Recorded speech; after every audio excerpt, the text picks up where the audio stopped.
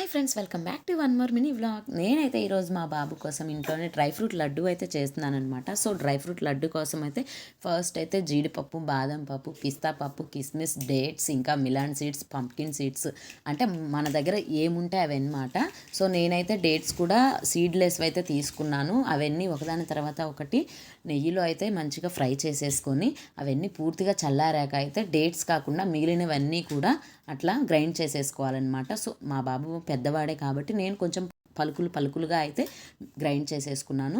తర్వాత డేట్స్ సపరేట్గా మిక్సీ మెత్తని పేస్ట్ లాగా పట్టేసి ఆ పౌడర్లో అయితే కలిపేసుకొని లడ్డు చేసేసుకోవాలన్నమాట. సో ఎక్స్ట్రా నేనైతే ఇందులో ఏ బెల్లము షుగరు అయితే యాడ్ చేయలేదు. మనం తీసుకున్న డేట్స్ కిస్మిసే మనకైతే స్వీట్ని ఇస్తాయి. స్వీట్ సరిపోదు అనుకుంటే మీరు కొంచెం బెల్లం కూడా యాడ్ చేసుకోవచ్చు అనమాట. సో నేనైతే ఇంకొంచెం నెయ్యి కూడా యాడ్ చేసుకొని లడ్డు అయితే చేసుకున్నాను అనమాట. లడ్డు మాత్రం చాలా పర్ఫెక్ట్గా వచ్చింది.